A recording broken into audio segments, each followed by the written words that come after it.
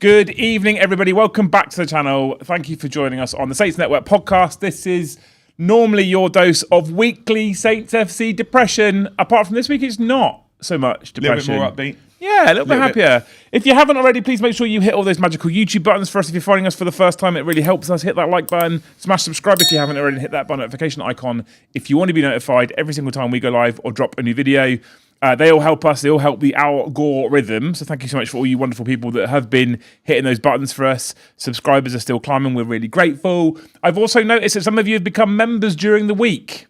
And that's incredible. Thank you so much. As we've mentioned on a few occasions, we do currently run the show at a loss, just for the love of doing it and the love of all things red and white. But obviously becoming members does help us, does support the channel. We're really grateful to you wonderful people. Don't think we don't see you because you don't do it during a live stream. We do see you. Thank you so much. You're amazing humans. And just a quick point of business. I'm not sure if I'm going to be here in time on Sunday. This next Sunday, not today, obviously, because I'm here. Next Sunday, I'm off to the Tottenham Hotspur Stadium to watch some NFL. Fake football. Yeah. Fake football. Football with your hands. Yeah, what's that all about? I don't know, but I've been invited to go, so I'm going. And I said yes months ago. And I haven't thought to check what time I'm going to get back in Southampton. Not impressed. So I don't know if I'll make it next week. So I'm just going to give you that heads up now. Keep an eye on the Twitter page. Ash will let you know, I'm sure. Keep an eye on Discord. Ash will let you know, I'm sure. If you're unsure what we're talking about, if you look in the video description below or in the podcast show notes, you will see a link to Discord and a link to the Twitter page. Follow us over on Twitter. I refuse to call it X. Get yourself in Discord. Get involved. Ash has got this real thing at the moment about pushing Discord. You're enjoying Discord. It's fun, isn't it? It's fun, isn't it? Yeah. It's fun, isn't it? Get yourself in the Discord server, you wonderful humans. Right. This week, episode 24. You put 23 in still. Yeah. Episode 24 this week. There's two games to talk about, but actually, predominantly on the show, we mostly talk about the league game. That being said, I think we probably should touch on the midweek game as well. Yes. Now, I was fully intending to sit down here today and skip over midweek because we went up to Liverpool again in the Cup. Thanks Football League, again at Liverpool, to go and play them. And I'll be honest with you, I was kind of happy and sad. And I was happy in the sense that I thought, you know what? At least if we're going to get beat in the Cup and we're going to remove that Cup distraction, we're going to get beat by a team that we expect to get beat by. But at the same time, it's Liverpool. I was, after the last few performances, you know, for example, Portsmouth and Hull, I was fully expecting to go up there and get absolutely torn to shreds. And instead, we come away disappointed that we've lost. Honestly, yeah. And that's quite surprising. Now, don't get me wrong. Liverpool made 9 changes, I think it was, from their starting team. But so did we. And actually, some of the changes that we made were changes that I think some of us have been calling for a while anyway. So, Taylor Howard-Bellis and Jack Stevens saw them lose their places in defence. And he brings in Nathan Wood and Ronnie Edwards and Kwashi all in one go. Bazunu gets dropped from McCarthy. Thoughts on that? I think when you're talking about the Liverpool game, we can use the word drop, but they're not effectively dropped. They would just change the line. Well, I think we can now call it dropped after the next game. When we get onto the Middlesbrough game. Gillett came in at right back. I think Manning kept his place at left back, didn't he? Yeah. He was one of the few players who kept his place. The midfield saw a pairing of, I think it started with Downs and Casper Yander. Yeah. We saw Leo Cienza make a start, Adam Armstrong make a start, and Cam Archer started up front. So Cam Archer, Ryan Manning, the only 2 players to keep their place when we took on Liverpool. And I looked at it, I was like, we've gone back to 5 at the back, although people are calling it a 3-4-3 rather than what I think is a 5, sort of 4-3-2 or whatever. Anyway. Get some fingers out, come on. Yeah. And I watched the game, and I was dreading it. And actually, at the end of that match, I think you're right. We're not going to break that game down in significant amounts of detail, but at the end of that match, I was actually genuinely disappointed in the loss, which I didn't think I would feel that way. Me personally, I did want to be out of that cup. Honestly, I wasn't really bothered about the what they call it now. Carabao. Thank you, Carabao Cup. Carling Cup it was. Anyway, I wanted to be out of that. I wasn't interested in being it anymore. But I think defensively we looked better. Yes. Barring that one thing that McCarthy did, which Ash said weeks ago, I don't think people quite realise the damage Russell Martin had done to this football club, and we saw it. McCarthy's his choice to pass there was stupid. Kwashi could have come to the ball.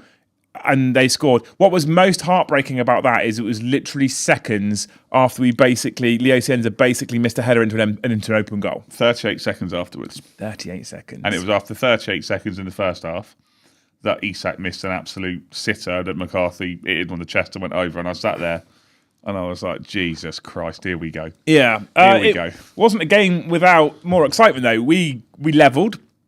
Shea Charles got his first Southampton goal. Yes. After a questionable free kick from Ryan Manning, looped right over. But what he did is, I like to refer to the 18-yard box. I've not used this phrase on the show before, but I like to refer to the 18-yard box in football as the pinball machine. And if in doubt, put the ball in the pinball machine because it will bounce and who knows where it ends up. Yeah, you're right. It was a questionable free kick considering it was a corner. I said corner. But it was it's hit Enzo, and he's a good player, Enzo, and that's the point. Liverpool didn't go as weak as I thought they were, and Enzo's had a square head, and it's come off him and gone in completely the wrong direction. And if you look behind, Shea Charles is lined there, Damien Downs is there. Probably a good thing he didn't go to him. He probably would have missed.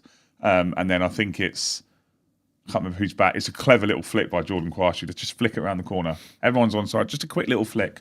And he buries it, and you think, oh, cool, 76 minutes, we're level. Yeah. How late are we going to concede this time? Honestly, I wasn't necessarily expecting, but we had looked more promising going forward. I want to give shout-outs specifically to Leo Cienza. I thought it looked very promising, very lively. Apart from when he's using his head in front of goal. Well, yeah, obviously, apart from missing an open goal, but at least he was in the position, which is something we probably haven't seen a lot of lately. True. And unfortunately, obviously, Liverpool's Liverpool. They have buckets. I mean, when you can take off a £125 million striker and put on what was Ekitike? Was he like 85, 90 million? Yeah. So when in a Carabao Cup game versus 19th in the Championship, you can use £200 million of the strikers.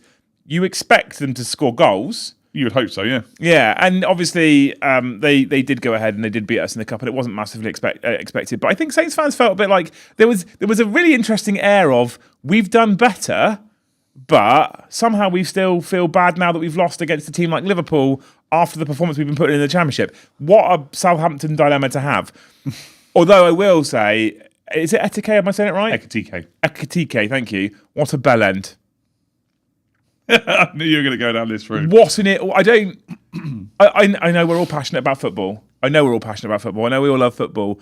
But to celebrate the way he celebrated, which got him a red card against 19th in the Championship Southampton, is embarrassing, mate. It's embarrassing. You're probably worth at least half of our squad, if not more, in the transfer fee. That. Just on that note, did your teams a lot of favours yesterday, didn't you? Yeah. Well done, dickhead. Anyway, and I remember speaking to you, and you were like, "I don't like getting booked for I think it's a stupid rule. No. So I know you think it's a stupid rule that you get booked for taking your shirt off, but it's a rule. No, I get that. Right? And so it's really easy. I do it every day. Keep your shirt on. You don't score goals every day, though. Right. It's still quite easy to keep your shirt on. It's not hard, is it? In fact, I'd argue it's more difficult to take it off than it is just to leave it on.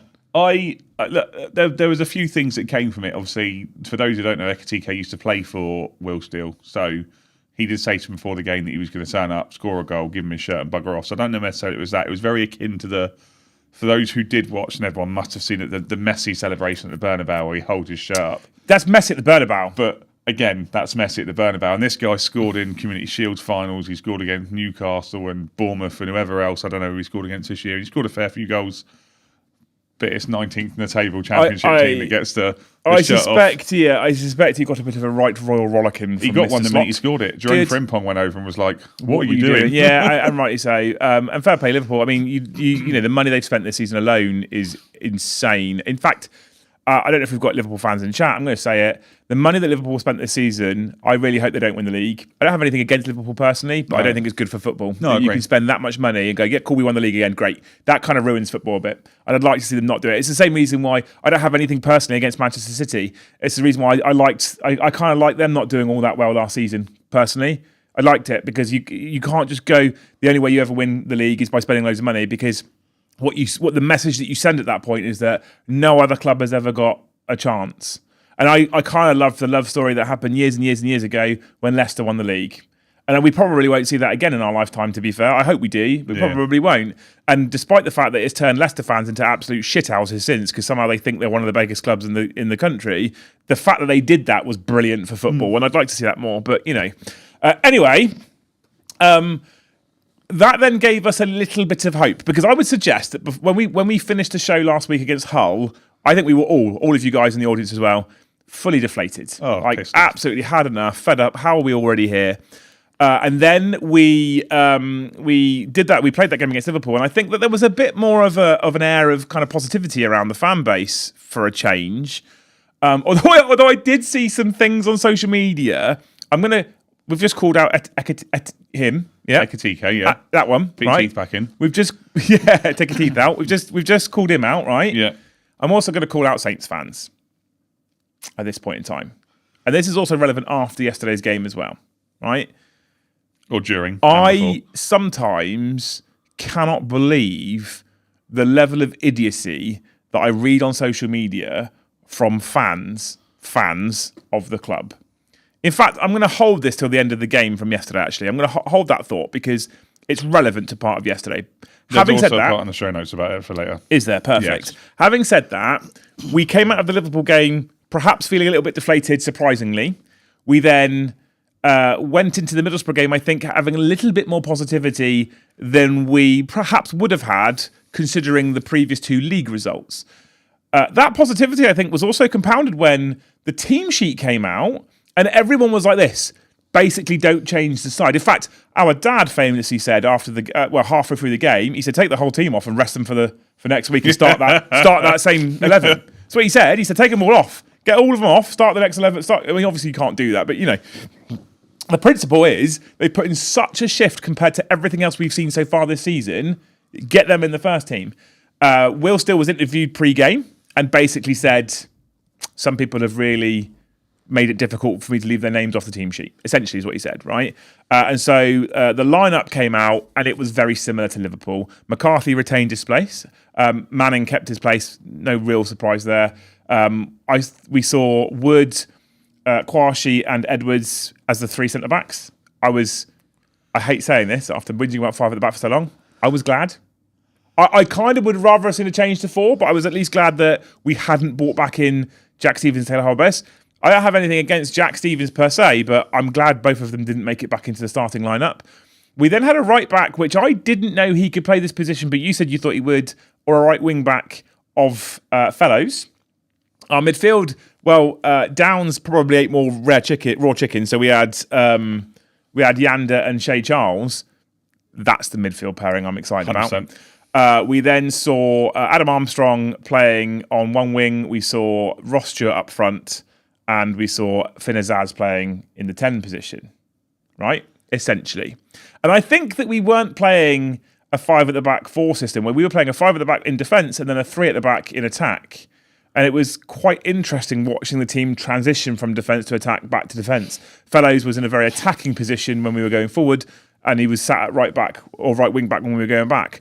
And I think he actually put an absolute shift in. Now, you've put some notes down here. So Fellows at right wing back was interesting because I also thought that Gillett against Liverpool had a really good game. Yes. Cool. Okay. Brilliant. No words about it. Yeah, he did. The first half was, I think it looked better, if I'm honest. I think we looked like we had more structure. We looked more assured in defence. We didn't seem to be letting so many things through. We had a couple of half chances. Azaz decided he was playing for a rugby conversion rather than shooting on goal. Yeah, Quasi decided he was playing one bounce, one catch, or whatever it is. You put Azaz hitting Rose Ed. Yeah. And Matty, former Saint Matty Target hits the post from a free kick for Middlesbrough's only real chance. For the first half, yeah. Look, I think if we just go back to the lineup very quickly, and Cameron, I see a comment. Yes, it is in the notes. We are going to discuss it later. And everyone say happy wedding anniversary to Cameron because it's his wedding anniversary today. Happy wedding anniversary, Cameron. He's choosing to spend it with us. That's love right there, isn't it? So, yeah, in terms of the lineup, I think we discussed last week, Will Still obviously had some balls and went with the format, the team that he went to. And you were right. We didn't just look assured. We played with a bit of intensity. We played with a bit more guile There was a lot more, like you said, structure. The shape was better. I felt like we had more bite as well. Yeah, it was interesting to see Tom Fellows was coming in almost into a 10 position to a degree, which would, and then Finn and Zaz was some. They were interlocking positions a lot more, like a lot, and there was a lot going on. And I was really concerned after last week, and especially after what we saw on Tuesday, that he would go back and we'd have Taylor Howard-Bellis come back in and we'd have Jack Stevens come back in. But I think this is him stamping his mark on it and going, no, do you know what? And you mentioned, obviously, Football Martin's in the chat, guys. Hi, Football Martin. He said it there. Just got gifted the membership. Thanks, Justin. So we saw, the reason, obviously, we saw Tom Fellows play right wing back for West Brom, but when they played in the semi-final last year, but he looked to shorten his position. Yander and Shea Charles just seemed to complement each other so well. It looked more like a team rather than a pitch full of individuals. Yeah, and I don't want to knock Middlesbrough here. I've got a lot of compliments about Middlesbrough, which I'll get onto later, but I didn't think in the first half they didn't look like a team that were top of the league. And But here's an interesting point. Did they not look like a team at the top of the league because they weren't, or did they not look like a team at the top of the league because we stopped them from playing? Because I think what we did quite well yesterday, which I haven't really seen us doing so far, is breaking up play, turning over possession. Right? I don't think they expected us to play the way we did, and I think that there are, when you look at the defence, I said last week, we didn't really have a ball winner in the air, and we had, with Wood up front, and I actually think that even with the goal we conceded yesterday, I think all three centre-backs yesterday were superb. Well, I've now since seen the goal, so obviously saw the goal in the stadium. Yes. Other end of the pitch, though, from where we are, because we're Northern Stand. Yes. And I looked at that, I was like, I don't know how he's got that in. Having watched it on replay, I'm still not quite sure how that's gone in the net. Oh, but I don't. Maybe it's me. I don't really know what McCarthy's doing there. I think it's taken him by surprise because Wood has done the right thing. He almost matrix underneath it, lets it go. I don't understand. We had said it. Me, you, our dad, Ian had seen it as well. Paddy had said it. We'd all seen that ball over the top being a problem because there was a few that were coming through, and we thought we'd cashed out. And I know we're getting a bit ahead of ourselves, but Wood does the right thing and pushes Senna wide, and it's taken about 2 deflections on the way through. I think McCarthy's even at shock. I still think he should stop it, yeah, and he's going to be gutted that it's gone in. And McCarthy, obviously, as we know, is absolutely brilliant at being beaten at his near post. Having said that, imagine Bazunu's in goal and that goes in, and the grief that he'd get. It's almost been forgotten about to a degree. So I think that, and we'll get on to the main part of it later, but I think Middlesbrough weren't expecting us to come out with the intensity that we played at. We had a fair few half chances. Armstrong had a few that he swung at. Obviously, Azaz had the one where, like you said, he was playing rugby. We did see people look like they had more of an inclination to just put their foot through it and have a go. Yes. A little bit more. Obviously, like you said, there's one where it's as it's Rosed. There's one where he misses an absolute sitter. There's one where Kwashi... square head. Yeah, he got like a 50p piece. There was also, I think was it the first? No, it was second half. The chance I'm thinking of. And I think we looked like the better side at half time. So we get to half time. The ref was questionable. So as a friend of mine, I don't know if he's in chat right now. There's a friend of mine who's a Middlesbrough fan, and he was messaging. And he said, this ref is dreadful. I was like, for both. I don't know what it is. And we've seen a few in the league this year. And I've watched all the football that's been on TV today, actually. And it's just everything's so picky nowadays. Or it's not. It's and then it is and then it's not. There's no consistency to it. And I'll liken it, and we'll talk about subs and stuff, obviously. But obviously, Cienza came on and he seemed to get knocked over by a stiff breeze. And you kind of want that from someone that's up the pitch to be able to break the play up and break the play down. But there was a lot of things yesterday where it was... Well, talking to people that go down easy, you've put in the show notes Stewart going down easy. Ross Stewart goes down. Like, for a big striker, there's a reason why we call him the Loch Ness Drogba. Because he just falls over all the time. And there was a moment, I think it was in the first half, where he goes down in the box. Is it the first half where he goes down the box and shouts for a penalty? Is that the first half? Yes. And I've seen some stuff on Twitter going, definite penalty. And I'm like, is it? I feel like he's just not been strong there. Of the first half, if we take the first half in itself, which ended as 0-0, right? So no one was leading at half time.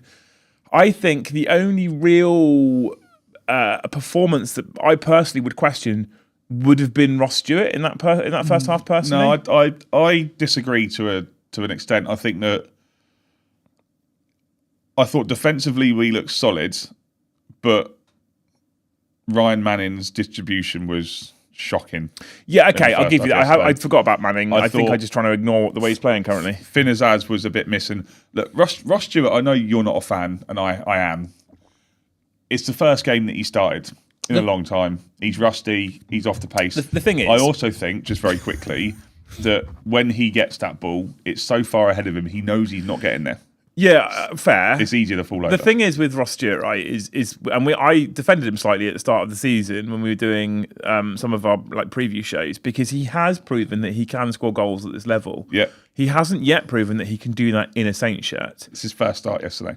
Right. If we get to this time next week or not, depending on what you're doing, he's played both games and he's not scored and he's not done anything, then we can have that conversation. But you say it's his first start, but he was being brought back into the side at the end of the Premier League season. He's had a full pre-season. Yeah. So he's had as much of a pre-season and as much prep as some of those other players who were getting first starts. Or he just doesn't. I think perhaps he showed a little bit more promise than Damien Downs right now. But I don't think that's particularly difficult. And I think that if I was Cam Archer, I perhaps would feel a little bit hard done by. 100%. I can only think that he's gone for Stewart because of the height and to try and win some of those balls that we hoof forward, which Ross did pick some of them up. We saw that. He was able to bring other... And I think that at times the formation was changing, and when Fellows was coming forward, we were then having Armstrong and Stewart next to each other, and Armstrong, it was there.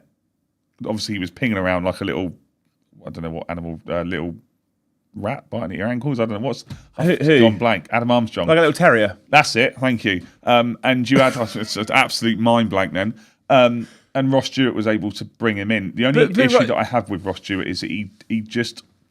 Yes, I get what you're saying. He's had a pre-season, etc., but it's very different. He just looks like a newly born Bambi when he's running around the pitch. And I think that my personal opinion is, if you're going to be a big, tall target man, you've got to have some strength about you. And it looks at the moment like if anyone looks at his legs, they're going to crumble and he's going to fall over. And I want him to, if you think about big target men, if you think about big nuisance target men, that when they're going up for that ball, your defenders don't want to go out with them. They don't want to because they're going to get battered. And you want him laying it off for your Armstrongs, for your Azazes, for your Fellows, for your Cienzas. That's what you want him to do. And I don't feel at the moment like he's going to do that. But we'll see. But this goes into part of what we were talking about fans in general. I am willing to give him more games. When he did do it yesterday, there was a fair few times, one right down in front of us, where he knocked the ball went down the line and he kept it, brought others into play. When it worked, we managed to build up play and actually do something about it. It's just he just needs to again be more consistent. I think if you're serious about that position, obviously we'll talk about the previews for Sheffield United and Derby later. He needs to start on Tuesday.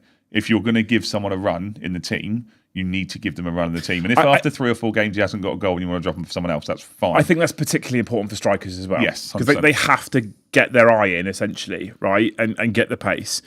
So second half comes out, and again, I think we were still mostly feeling like it was better. I don't think we felt like we had massively turned a corner, but we felt like it was better. And some of the chat that we have in the concourse and in the stand, some of the chats I were hearing, people were... It's interesting, this, isn't it? When you drop Taylor Harwood-Bellis as your centre-back and Jack Stevens your club captain, and actually the noise I was hearing was that people were more positive about how we looked and how defensively sort of sound we looked comparatively. Second half comes out. It started off much the same. We basically, I think, and I don't have the stats in front of me now, but I think we basically dominated most of the possession yesterday. Am I right? Or it felt like we did, and I haven't looked at the statistics. So in terms of possession, we didn't. Well, I mean, we had more. We had 55% possessions there, 44. We had double the amount of shots on goal. We had double the amount of shots on target, but that's not hard because it was 2 versus 1. So although we did have a lot of the play and a fair few shots, we also didn't have many on target, which is a bit of a thing, but we created more. Armstrong then makes a couple of runs that don't really come to anything. And then finally what happens is Fellows goes banging down the right-hand wing, doing what Fellows was literally bought to do. He whips a ball in, which is kind of looking like it's aimed for Stewart. It takes a deflection stroke clearance off of a Middlesbrough player. It falls to Adam Armstrong arriving in the box. It was nice to see that it was already I think it was Finn Azaz was already in the box as well. Armstrong hits it on the half volley, basically, puts it in the bottom corner, and finally we're in the lead. The crowd erupts a little bit. It was a good. I actually think that I have not been Armour's biggest fan, right? And I categorically do not think he can do it at Premier League level. And I think we've seen that. I questioned actually whether he was going to be able to do it again this season like he did last Championship season. Honestly, having watched him against Liverpool and now, when he came on for a brief moment against Hull and now against Middlesbrough, if we can get that Adam Armstrong back, I think you struggle to leave his name off the team sheet. Well, I think he had a really good game yesterday on the whole. He had a great game. Take it back 60 seconds from when he scored the goal and... He had that run where he picked the ball up in the middle of the park and drove forward, took it past about 2 players, then hit a brick wall and decided that for whatever reason, no idea why, he wasn't going to pass it. And me, you, Ian, Dad, Matty were going, what on earth? Yeah, release the ball. Release the ball. There was a ball wide. I think it was... he was coming down the right-hand side, if I remember right. Someone was powering through the middle. Yeah, Yanda was through the middle, and there's a few others, and we were going nuts. And obviously, Fellows has got the ball over... the defender, I can't remember, I think it's Jones who's made a play for it. He's made a play for it because Ross Stewart is in the position. He's thinking if it goes through, Ross Stewart has effectively got a free header, which he probably would have missed. You probably should let him have it, mate. Straight over the bar. And obviously, it's an absolute cracking finish. It's a superb finish by Adam Armstrong. And I'm going to bring it back. Obviously, we've mentioned him already tonight. Football Martin tweeted something today, which I think he's 100% right. And I've been in the same camp as you. I also said... and I'm willing to hold my hands up because we love a redemption arc on this channel. I also said that potentially it was time to let him go in pre-season. However, he's got 2 in 2. If that's the way he's playing, we need to base the team around that. And honestly, at the moment, with the way he's playing, I would keep him with the captain's armband. 100%. And you're right. I do like a redemption arc. I will slam a player when they're playing like absolute crap, quite happily. And I won't necessarily be personal about it. I've seen, like, for example, some of last season, some of the criticisms around Will Smallbone got personal. I don't like that. I want to avoid that. I wasn't sure on Armour. I'm quite happy for him to prove me wrong and go and do another 20-goal season in the Championship. We need it to come from somewhere. And I don't see where else perhaps it's going to come from at the moment. You might see 4 or 5 goals from Azaz, 4 or 5 goals from Fellows. Maybe you'll see 4 or 5 from Cienza. But where else are we going to get 20 goals from?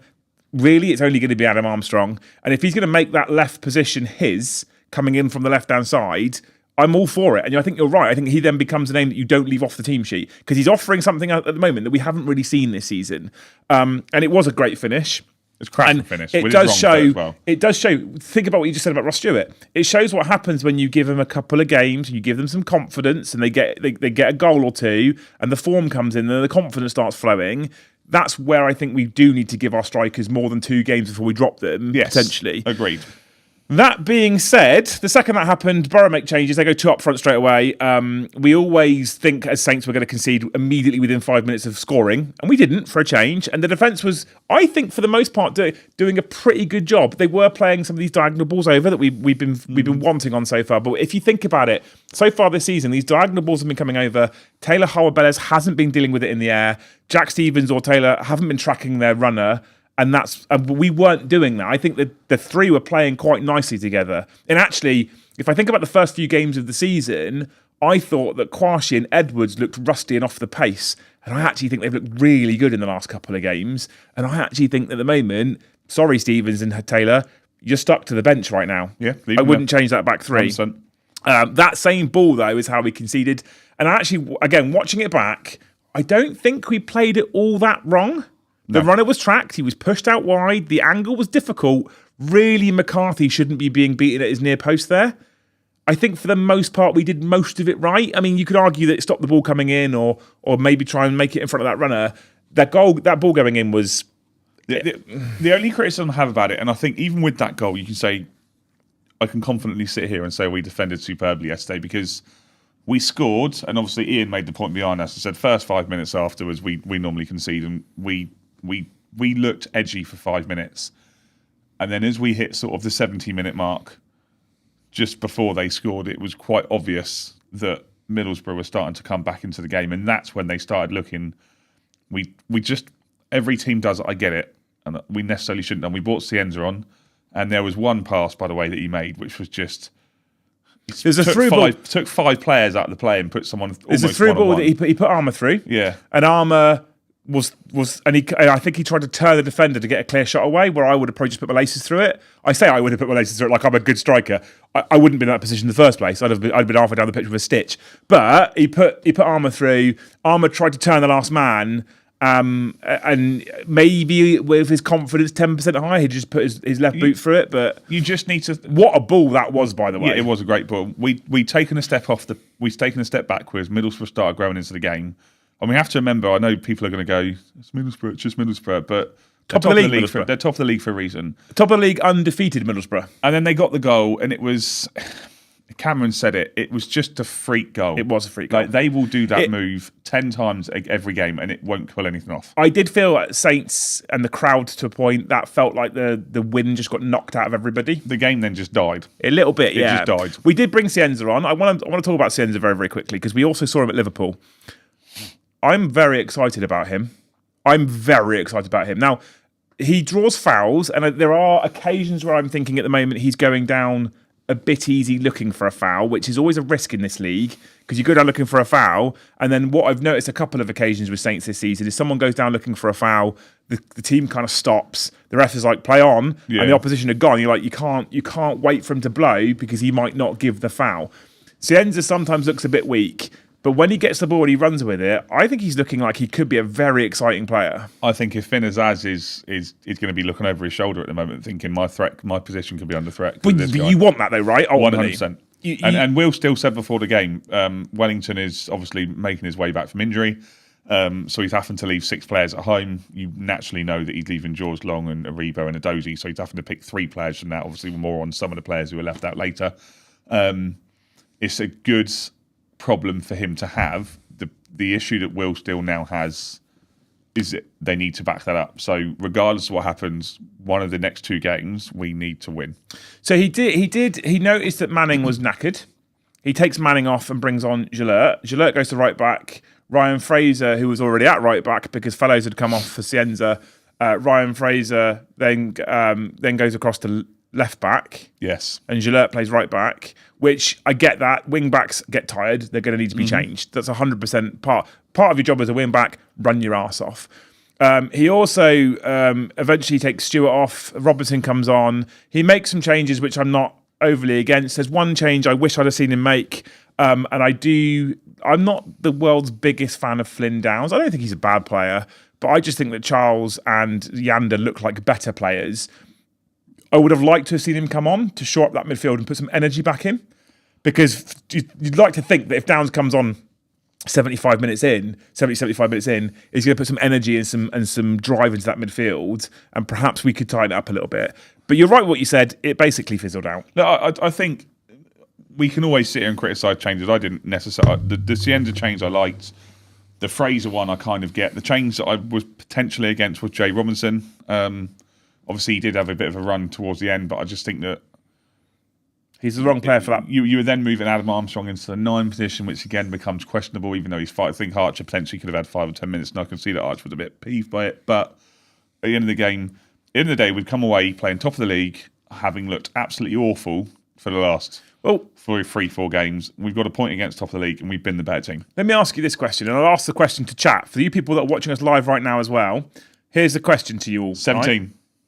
Before the game starts against Middlesbrough at home, considering specifically the Pompey game and the whole game, someone comes up to you and says, it'll be 1-1 and you'll take a point. I'd have chopped your hand off. So you'd taken it. Yeah. And I think, honestly, I would have done as well. I think maybe the game against Liverpool gave us a little bit of extra false hope. But I think for the most part, I'd have taken it. Put that question to you in chat as well. You know, I think most of you would have taken it. Middlesbrough, top of the league, undefeated. They've been turning teams over. And we made them look, I think, average. Maybe they made themselves look average, but Rob Edwards comes out in the press afterwards. Saints are a good team in a false position. Thanks, mate. We're not in a false position. If you don't win games, we've been shit. We have actually been quite bad. Like, if you base it on our performance on Saturday, I'd take his point. If he'd have watched our previous games, which he must have done because he'd been prepping for the game, I don't think we are at that point a good team in a false position. And Will still comes out and says that things are very close to clicking. And I feel like I actually sort of saw that. But that talk is great as long as at some point in the next 2 or 3, 4 games we see a proper click. Look, I think we need to be looking in the next 2 games at one of those at least being a win, despite both being away from home. You said Stadium yesterday, no game in this league is easy, and it's not. There's no game in any league realistically is easy, unless obviously you are allowed to play Southampton. We could go to Sheffield United on Tuesday night and lose. For me, the performance has been so bad, and obviously we won first game of the season. We've had a few draws. It's also important to remember, take cup out of the equation. We've actually only lost twice, and one of those losses was a game where we absolutely dominated. So we've actually had one really, really, really bad performance. The game against Pompey wasn't a bad performance per se. It was just effortless and shit. Yeah, but he's right. It does look very close to clicking. You could clearly see players who were there, and like you said, it's a nice problem to have that we're sat here going, well, actually, it would have made more sense if he'd have brought on Archer or if he'd have brought on Flynn Downs, because although Shea Charles and Yander, I think, complemented each other perfectly, on Tuesday night, Flynn Downs and Shea Charles, Flynn Downs and Casper Yander looked very good. Cienza looked good with Archer and Armour up there. And if you're a defence and you've got Cienza, Archer and Armstrong up the front, you're thinking, I don't want to play with that. You then put someone like Finn Azaz behind that, or you put Tom Fellows in with that, and suddenly you got it. And this is part of the problem that Will Steele's going to have moving forward. He's got so many issues with. He's got, obviously, Armstrong is now probably going to cement a place in the wing. Give Jay Robinson a chance to step off a bit because he's probably been young. You've got to limelight. manage him as well, yeah. So you've got Archer, Stewart, and Damien Downs. Obviously, Damien Downs came on against Liverpool and was woeful. He was dreadful, absolutely dreadful. Looks like a player who didn't even want to be there, and we'll get onto that later. But he then needs to go with a striker. Now, Cameron said it earlier. Archer played 2 games and then picked up a bit of a hamstring injury. Okay, that's not ideal. That's obviously not ideal. But he needs to stick with someone. What I don't want to see coming up to Tuesday is he goes, we'll just put Cameron Archer back in. Unless obviously he goes in and bangs a couple. Again, you need, I think, striker and perhaps centre-back are those positions that really need consistency. And the goalkeeper as well. He's also got to manage fitness, and I get things will happen on the training ground, etc., etc., etc., and there's other bits around it. But at the same time, whilst we go into every game, and every game's not easy, we go into every game in this league expecting to win, or expecting to at least put an effort in to get that result. Yeah, I agree. So we did a man of the match poll for Borough game. I did do a man of the match poll for the Borough game, yes. Who won it? Who would have been your man of the match? Because I don't think you voted. I didn't vote. Yeah. I was very impressed by Shea Charles again. I'm thinking he's starting to look really. There's a couple of moments where he took control of the ball in midfield. He beat a man. He turned a man. There's a few times it gets played into. He looks like he's in trouble when he comes away with the ball. Very impressed by Shea Charles yesterday. So he would be in contention for me. I really liked what I saw in defence, though. It'd probably between Shea Charles and Kwashi for me. So obviously the football stadium club, people on the app, gave man of the match to Adam Armstrong. Of course he did, because he scored a goal and everyone's dumb. I hate that. I don't think Adam Armour had a bad game. He didn't have he had bad moments. I don't think he had bad But game. if he didn't score that goal, he doesn't get man of the match. Fact. Oh, 100%. I think any of the back 3 could have got man of the match or Shea Charles. Members went for, guys, if you are a member, you can get into our Discord. I do a man of the match poll, unless we're shit and I'm annoyed, and then I don't do it. Because once that's happened. That was happened once. I'm sure it will happen again in the future. I'm sure it will. Members gave man of the match to Jordan Kwashi. And I think it was deserved. And I think what epitomised his performance yesterday, because Nathan Wood has just been solid for every game that he's played, what epitomised his performance yesterday was there was a moment, I think it was in the second half, where Kwashi makes a challenge and he gets up and he fist pumps himself and everyone's like, all right, mate. But what you had is you had Kwashi and you had Wood who were throwing himself into challenges and not to mention, Kwashi had a good game on Tuesday. Wood was absolutely phenomenal on Tuesday. You think that he was marking Alexander Isak and Ekitike, and I know that they both scored, but the goal that Isak scored was through no fault of Wood's own, and he kept them both quiet, realistically. Yeah. And you don't mind, like you say, you don't mind losing it, Liverpool, when they win 87th minute because they're a better team and they've scored a cracking goal, fine, whatever. But Wood, Kwashi and Edwards was just so composed. Edwards, I thought, was his best game. But Nathan Wood is also one of those players who, I'm glad that he got a game yesterday after his performance against Liverpool, because he's one of those players who I've seen come in, play really well, and then get dropped because of Stevens. Because I think what's happened for the longest time is, but it's Stevens and Taylor Alvarez. Of course they're going to start. But why? You don't play the players who should start. You play your best players. And if they're not playing well, and I would argue that Harwood Bellis had a horrific start to the season. I think he's been shocking. I think Stevens has showed promise and looked okay. And if he'd have brought Stevens back in yesterday, I wouldn't have been massively surprised. I'd have been disappointed for the three that played against Liverpool, yes, but I wouldn't have been hugely surprised. But Taylor Harwood-Bellis' name on the starting sheet at the moment for me would be a massive question mark, because I just think that 3 players came in yesterday, 3 players came in against Liverpool, and they've all made Taylor look bang average. I also honestly. don't think, and this is my own personal opinion, I also don't think Taylor Harwood-Bellis should be anywhere near the bench. And someone made a comment in our Discord today, which has been very active today so far already. I don't think someone at the moment in the world, country, leagues would want to buy him. Yeah, I just not especially for the money we paid for him. I just think their request. If we were going to pick a finalised situation yesterday, it was a better performance. Yep. There was more intensity. There was more structure. There was more composure. Yep. If I was going to question performances, I would question Ryan Manning for his distribution. Defensively, he was solid, but his distribution was a bit off. But it is also important to remember that at the moment he is literally playing effectively every minute. So it'll be interesting what happens when Wellington comes back. But I still think they'll be rotated through. I think Adaz got himself into much better positions, looked a bit more composed, and started to see a bit more of the player. But he was so.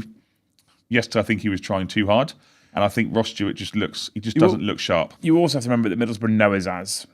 They know what he's about. They know what his game's about. Of course they do, yeah. Because they've played with him. So, let's talk about post-game. So when the game finished and the whistle went, I heard something that I personally wasn't particularly impressed with. You heard some boos. I heard some boos. Yes. And I think that if you boo at the end of that particular game, after what we've watched so far this season, you're entitled to do it.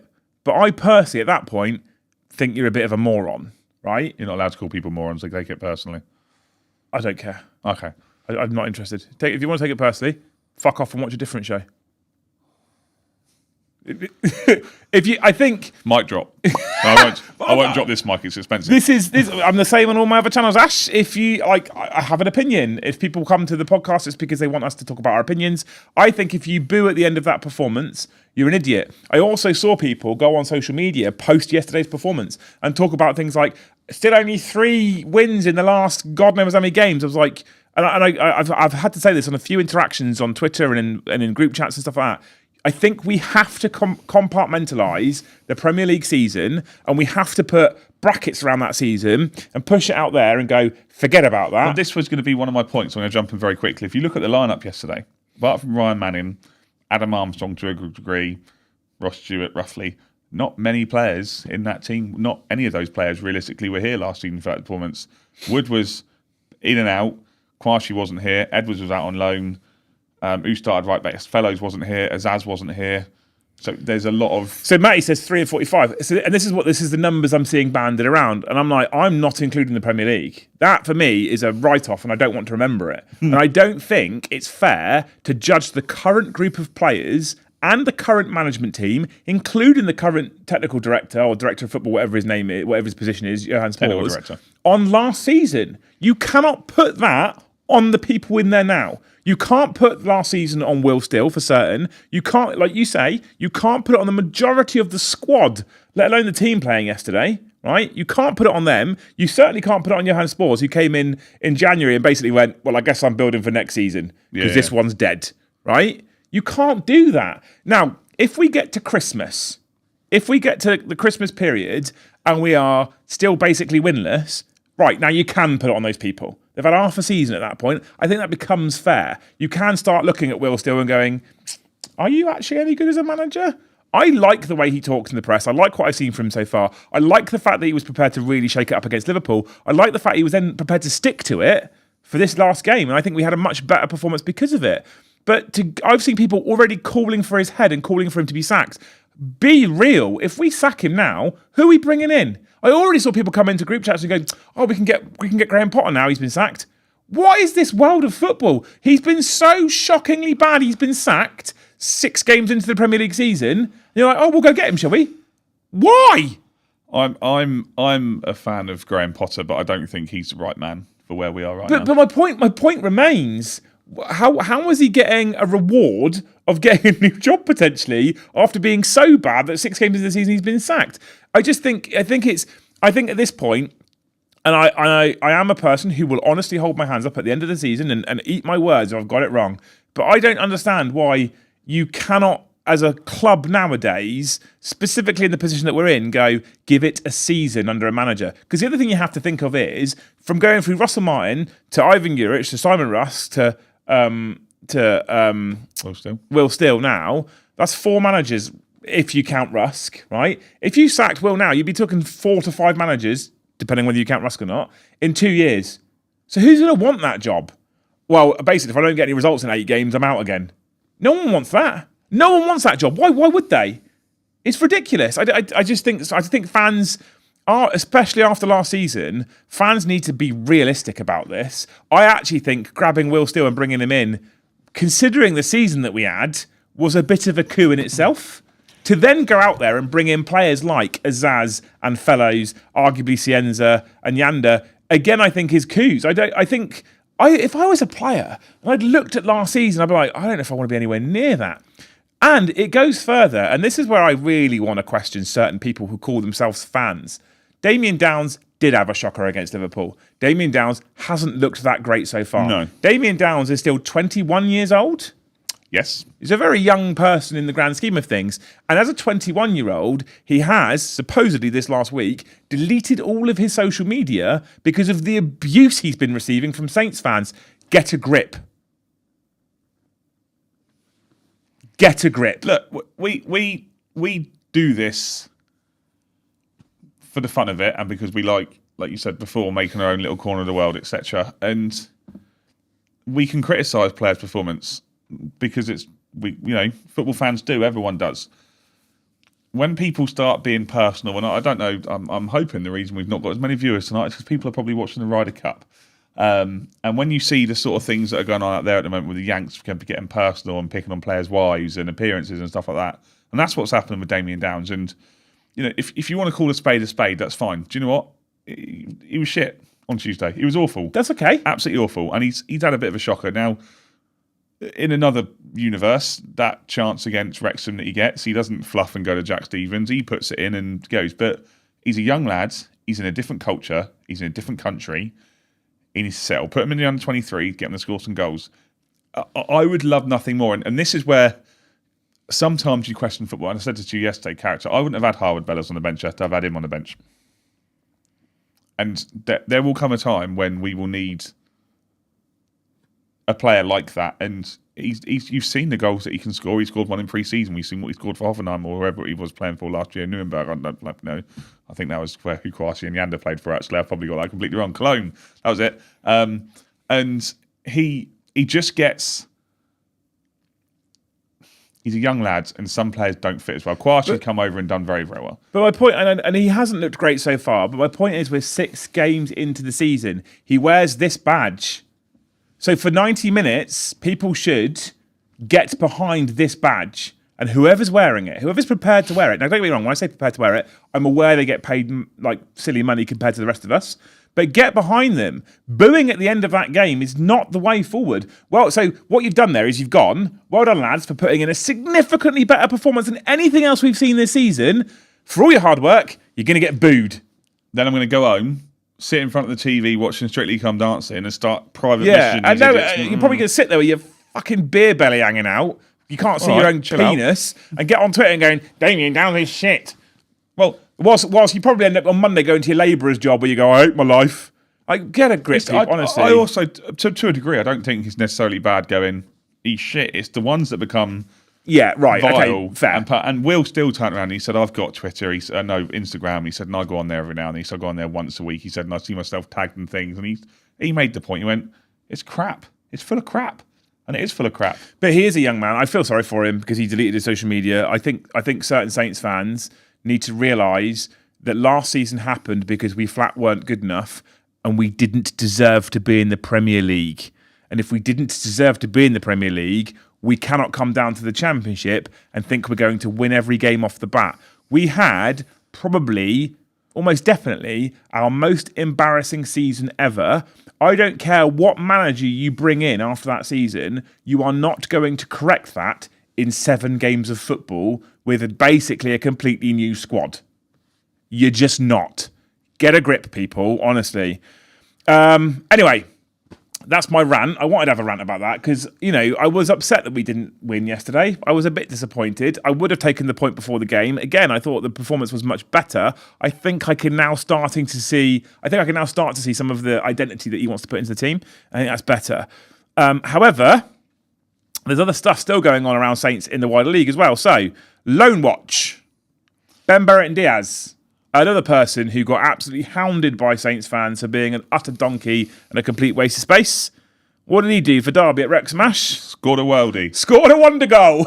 Scored a wonder goal. Absolute beautiful build-up play. Comes to him in the middle of the park. She nutmegs the defender and smacks it into the top corner. Yeah. Talking about great goals, what did Camaldine Sulemana do, Ash? Scored a great goal. Got the ball, took it past two people. For Ivan Juric, she's now undefeated in 4. Yeah.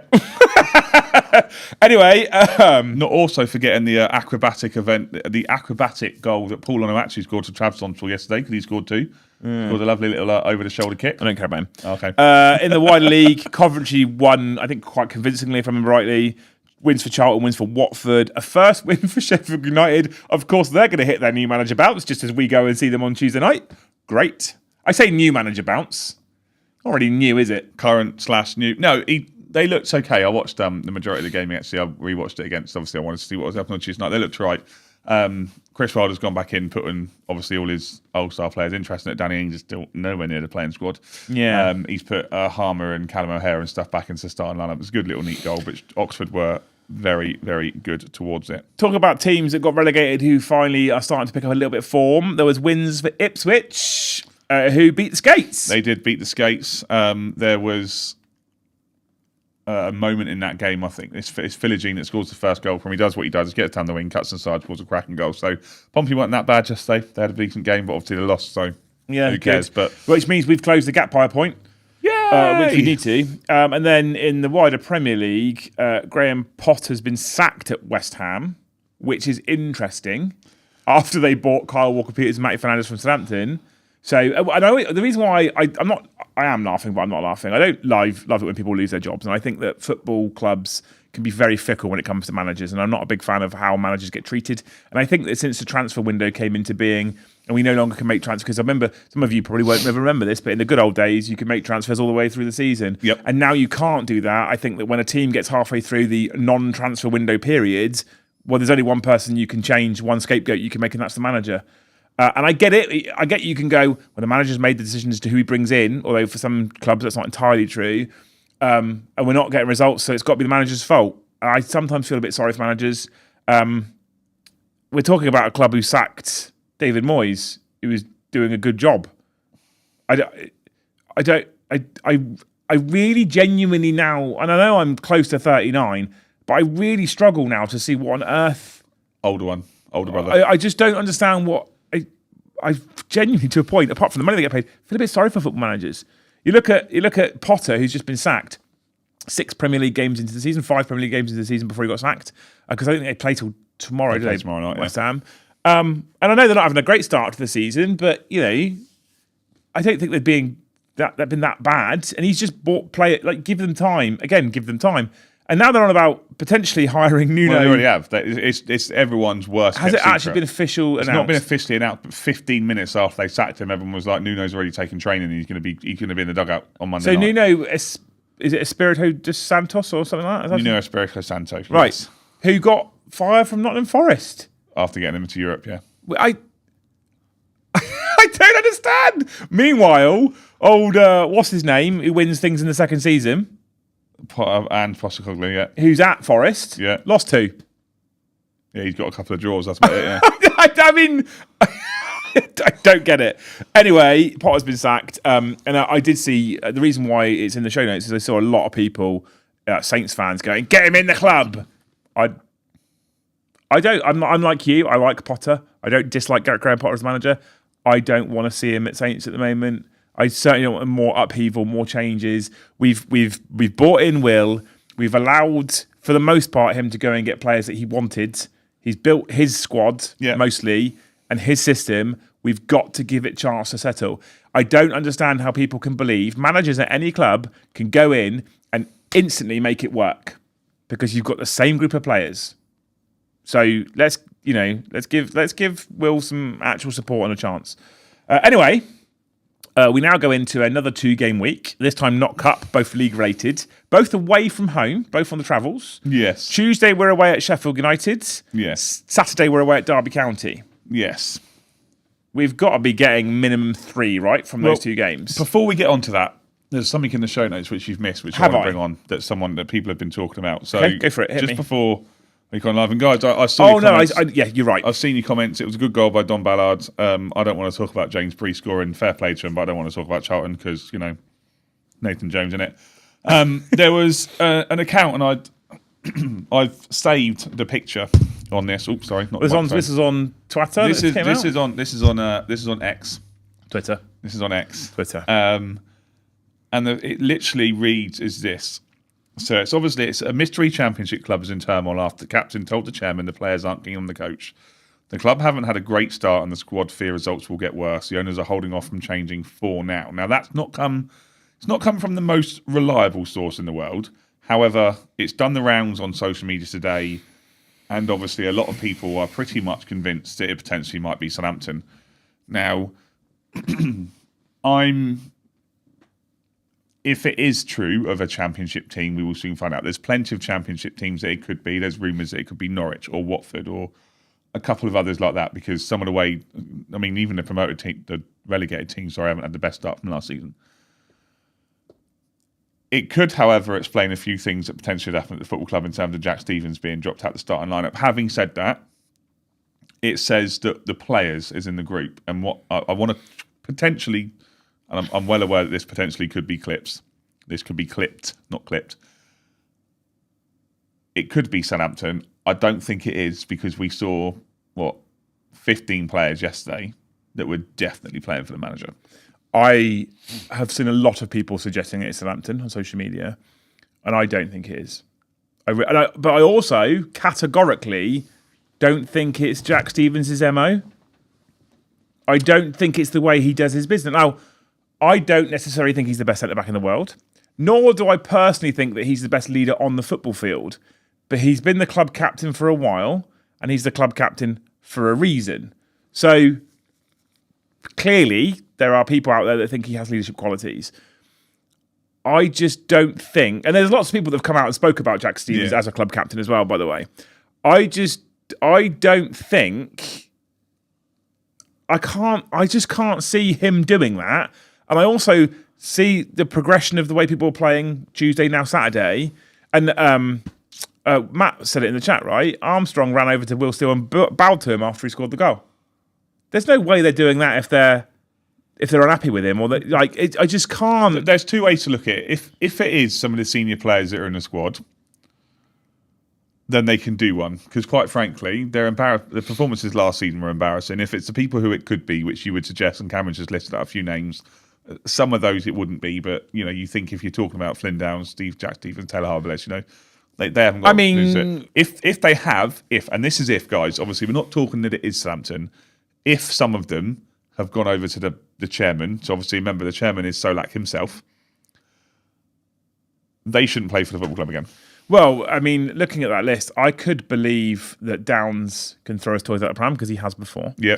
I can believe that Taylor could throw his toys out of pram because he seems like the type. Yeah. I don't think Stevens would.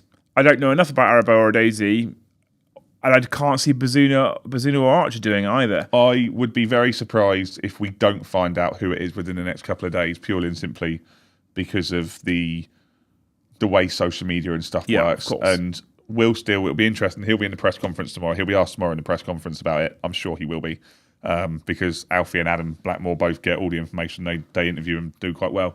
If it is Southampton, then certain players need to hang on their head. I hope to God, with what we've gone through in the last 12 to 18 months, I hope to God it isn't us. But also, footballers can be entitled little wankers at times. Yeah, and if it is some of those names that are mentioned, like you say, they were part of that problem last year. Yeah. They're part of that embarrassment. So they really should take a... If it's... And I don't think it is. I categorically don't think it is. I don't think it's us at all. And if you think about the championship and the wider championship and the way that it is at the moment in general, it could be a number of clubs. Yeah, it could be. It really could be. Ian says, the fact we are even talking about it just stinks. I think Ash and I want to talk about it because we are so utterly convinced that there's no way it's us. I just don't. I can't see it at all. And I just don't get. And I know this is, we're talking about it potentially couldn't be us, but I'm not. Though. I don't think it could be. Some players have gone directly to the chairman because they don't like the coach. Do you know what? I manage 30, 40, 50, 60 staff sometimes on a daily basis. If one of them doesn't like me, I don't give a shit. Do your flipping jobs. I sound like Roy Keane. God. Just do your job. But oh no, you get paid tens of thousands a week to kick a ball. How terrible must your life be? Anyway, one of the reasons why I saw it in the show notes earlier. You're right. I did skip over it because I jumped ahead to the championship stuff. But the reason why I wanted to put it in here, or I wanted it to be in here, is because I legitimately have zero concerns about it being our club. I really genuinely don't have any concerns. I don't think it's I'm talking about it because I want to put it to bed and think that I again, Ash said it, 14, 15, 16 people yesterday played who looked like they were playing for the manager and it was better. And I think a lot of reasonable, down-to-earth fans saw yesterday's performance and thought, that looks better. It's starting to click. But we're starting to get there. And I think if that was a genuine concern, I think that's something that was actually going on, I don't think yesterday would look like an improvement. I can't see it. I can't see it. You look at clubs that are down there at the moment, and you can talk Sheffield. Well, Cameron just said Sheffield United. Obviously, we know the situation they're in. Derby are down there. Blackburn are down there. We're down there. Watford, Norwich, Swansea, Ipswich, Birmingham are only 11th. West Brom at 8th. There's so many that it could be. Yeah, exactly. But I just hope to God that whoever is leading that in whatever club gets there just deserves. Rochambeau'd. Right, so we have got Sheffield United and Derby coming up. We do, yes. So Sheffield United obviously have had a torrid start to the season, apart from they won yesterday under their new old manager. Because obviously Ruben Sellers is always such a great appointment for any club. Hopefully now every single club's realised and he never gets another job in football. But they haven't been great. And although they got a win yesterday under Wilder, they're still the same team that had that same start to the season. So considering we're on an upward arc as well, I think it could be quite an interesting game Tuesday night. It could be an interesting game. It'll be, it's the second game since Wilder's been back in charge. And whilst they were winners yesterday, they weren't the best team. So Oxford bossed the possession, they bossed the chances, etc., etc. Chris Wilder has a reputation for making teams difficult to beat until they get to the Premier League. It's an interesting game because Sheffield United is not an easy place to go on a Tuesday night. I mean, we've done it on a Tuesday night. It's a flipping horrible place to go up to. When we weren't there in League One and we're in the Premier League and we still lost. So that was fun. It's a game we should be looking at to build on what we've done. I would heavily suggest that unless fitness says otherwise, we keep the 11 the same. I would make a change on the bench. Like I said, I would take Taylor Harabellis on the bench. I don't see the point in having two central defenders on the bench. Put another attacker on the if it's a Dozy or Damien Downs, so I'm putting another attacker on there. I expect us to have the majority of the ball. I expect us to play a similar way to what we did Saturday. It will just depend on, again, as always, whether and this is the point, isn't it? Is that when we talk about the team, I'm happy with our defence, I'm happy with the midfield, I'm happy with the sort of wingers. The problems we've got are at the top end, the very top end, and the very bottom end. If we have problems, so we just need to settle down a bit. The problem is, it's been also, and this hasn't helped Will Steele, and it won't help Will Steele, is that we've had 2 international breaks within the first 10 games of the season. There's been... It's a shame. Yeah, you are right. It is the both extremes. It's the number 9 position and the number 1 position that's the real problem for us. If only we already had a great goalkeeper on the books who is doing really amazing things up at Newcastle right now. Oh, wait, no. Warming the bench. But there's no way we would have been able to keep him with his wages. No way. Well, there is. He takes a wage cut as part of the team that got relegated. But just like Fernandes, and it's not going well for him, obviously, but he would have said, I want to go and play in the Premier League, I want to go to the World Cup. Yeah, which... You ain't going, mate. No, right, quite. Anyway, I think it's going to be an interesting game against Sheffield United. Now, I can't say confidently we're going to win because they've got Wilder back in. It's obviously been a boost for their morale. They've now got a win, which is a boost for their morale. They're at home. But I think if we keep doing what we're doing, we're in with a chance at least. And then if we do win, this has already been mentioned in chat a couple of times, but if we do win, at that point, all these people that are Will still out, if we do win against Sheffield United, at the end of that game, Will still will have had the same number of points as Russell Martin did in the previous Championship season. I don't want to keep hearing us making those comparisons. No. Granted, but that was and I get it, and I think there has to come a point soon where we stop making those comparisons. But the point being, we went up that season. Actually, we ended up in the playoffs from what was a commanding position. So though we were in 19th before yesterday, I haven't looked where we are now. 19th. Okay, so we're still 19th. Although we're in 19th place, in the previous Championship season, there was a long period of time where we were in the top. Basically sat at the top of the league. Like, we threw that league away. So it could happen. We could still lose to Sheffield. This is what I want to try and get through to people. We could lose to Sheffield United, right? We could. Then he's had a worse start than Russell Martin. We could then go and batter Derby, for example. We could then go on a streak of wins, and before you know it, we're sat in the top 2. It's possible. I'm not saying it will happen, by the way, but it's possible. The biggest phrase that we always said yesterday is we've entertained top of the league. We've entertained Gartsy. I don't know why you want Sheffield United to be regulated. I'm assuming you mean relegated. He means, yeah. Not the last time we got promoted, but the time before that, when Nigel Adkins took us up, I remember distinctly we went away to Reading and we drew away at Reading. We equalised late with 10 men, and Brian McDermott stood up and he was doing the same thing Will Still had done. He was a young manager coming into a club, had brought some new players in, was really struggling to adapt to a difficult league, etc. And he said, we've entertained the league leaders tonight. That year they were runaway winners, and at that point they were sort of third from bottom, and that was 8-9 games in. We've had an half-hour start to the season. It's not been great. We're still only 10 points off the top, and it is. And the only victory in the league has been against a team that was also newly promoted, and their first game in the Championship, which you get. But then again, when you look at the results, we beat Wrexham. Okay, you could argue that they're potentially League One level at that point. I don't think that's fair to them. We drew away at Ipswich. Average game. We then lost at home to Stoke. We were the better team throughout the whole game. We then drew away at Watford. We were the better team. We then beat the Skates. Less said about that. The better. No, we didn't beat the Skates. We drew the Skates. Less said about the better. Drew with Hull. We've had a couple of bad games, and I don't even think Pompey is a game that you can look at and go necessarily bad. It was just a frightened football game, and it was just a bit sort of meh. Here's the thing. I would go as far as to say that so far this season, with the exception of the last game in the season, we've been shit. Yes, and we've only lost 2. Yes, that's a positive. People are going to say that I'm working hard there to make it a positive, but there is a positive because realistically we could have lost more points.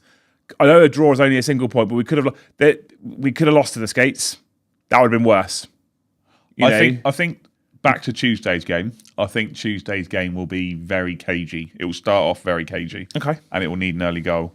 I'm going to go for a score draw. Actually, sorry, I'm going to change my prediction.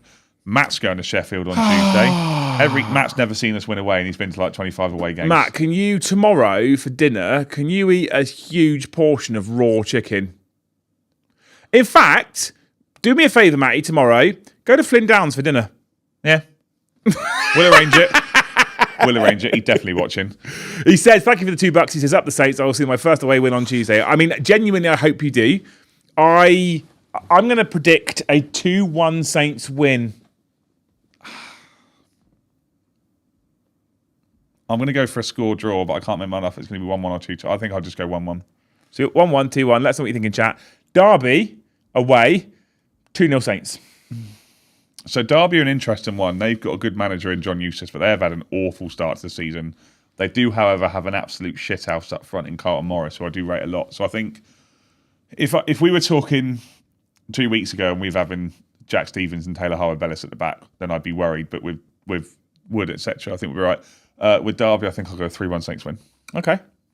I don't know if I see Derby scoring against us at the moment. I think that defensive unit could become quite interesting. I just worry about the keeper part. Chat, what are we saying for your score prediction? Sheffield United, Derby. Let's get them in quickly. Ian says 3-1 Saints win. I assume you mean the first game Sheffield United. I want to hear Sheffield United predictions. Go for it. We can blame Matt, but Ash has been cursing teams all weekend. Yeah, exactly. 100%. If we lose, I'm going to cry myself to sleep for the entire week. Will says a Desmond 2-2. Oh, okay.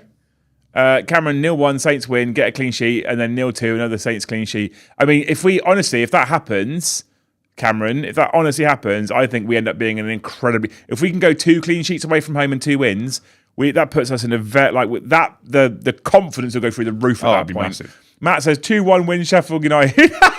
3-0 win Derby. I hope you mean for Saints for both of those, Matty. Poor Wolves and Fulham this weekend. Why? Well, on last night I watched the Wolves game and I said Spurs were dreadful, and then they did a 94th minute equaliser. And then I watched the Villa-Fulham game today, and this is all in the Discord, guys. Again, if you're watching, you can get yourself in the Discord. It's free. Come and involved with the football chat. And I said, Villa have been awful. And then 30 seconds I said that, Villa equalised. And then they went and won 3-1. And Fulham were awful in the second half. So I think I've cursed everyone that I've spoken about. I heard a few people saying that Villa were awful. They were I dreadful. did, however, like to see Crystal Palace get a winner in the 97th minute against Liverpool. That made me happy. It made me very happy too. Yeah, eat that Liverpool. And just because sometimes it's nice to get a taste of your own medicine, isn't it?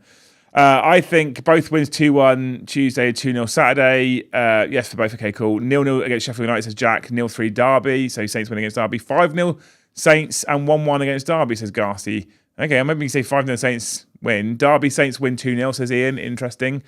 Beat United 2-0, lose to Derby 3-1. Derby sounds like the sort of game we slip up at. That's a we fair could point, we could always Saints it. That's the problem. We could always beat Sheffield United. Everyone goes, yeah, we're there, fine, finally, and then fuck it against Derby. That happens sometimes anyway. Lineups for both: Alex, Edwards, Wood, Kwashi, Yander, Charles, Fellows, Azaz, Armour, Stewart for both games. Barring injuries, get some consistency. I think they need that now. I do think they need that. I think Fellows look very good. Azaz, I think, needs to look over his shoulder at Cienza, but I think he's looking better. Armour's 100% a starter now. Yander and Charles, I really like to centre back. I love the back three as well. I'm all for that. Although I think you're missing a player. Alex, Edwards, Wood, Kwashi, Yander, Charles, Fellows, Azaz, Armour, Stewart. Yeah, you need a left back. He's missing Ryan Manning. You need a left back, Cameron. We get it. We know you picked Ryan Manning because there's no one else. Well, you could play Fraser. You can play Gillett. He plays both sides. Or I would stick with Ryan Manning for the moment, just for the consistency piece. Yeah, although there was a moment as well yesterday where we got a nice free kick in a tasty area, and Cienza wanted that. Yeah. And Manning took it, and I'm like, let him have a go. Yeah, he did it all, didn't he? But Manning scored 2 this year, and he so that's it now. He's Manning Beckham. Well, he's technically our joint top scorer at the moment in the league, Shut up. alongside Adam Armstrong. Yeah. Anyway. At least the other one's wearing a 9. Anyway, thank you guys for hanging out with us. Hopefully you've enjoyed the show. Yeston earlier gifted a membership. Thank you so much for that as well. If you want to support us, memberships are the best way. You can become a member at any point in the week. But if you do it during a stream or you gift memberships during the stream, then we all shout about it. And we smile like this. We have already done a single members only competition. You can do what Cameron did. You can win the competition and just cancel your membership. Yeah, Cameron, I see. I see that. He did give it. He did explain what was happening. I'm not interested in an explanation, Ash. Anyway, hopefully you guys have enjoyed the show. If you have enjoyed the show, smash that like button for us and feel free to share it with all your friends who are football fans, specifically, obviously, if they are Saints fans. I'm not as nervous about this week as I thought I would be after yesterday's performance. I think we've seen a bit of an upward trend finally. Hopefully we keep that one going. Anything you want to say before we go, Ash? I'm nervous. I get it. I'm always nervous before we go to a game. So then nervous. you better G them right up. I'm not doing that, not on my throat tonight. But yeah, I can give a little bit of a comment. We're waiting for it. Oh, as you want me to do it off the bat? I thought you were going to ask the question again. No, it needs to be rousing and exciting and passionate and. I can't do that. Like you're the club captain. I'm not the club captain, am I? I've got to get up for work tomorrow morning. Well, he suppose he has as well. He's got to go training. But, which is why all of you need to, sort your memberships out so we can still go to work. But do this full time. Yeah. Right. Anyway, before we disappear, Ash, some rousing words for the Saints. Up the Saints. Thank you so much for watching, you wonderful human beings. We'll see you in the next one.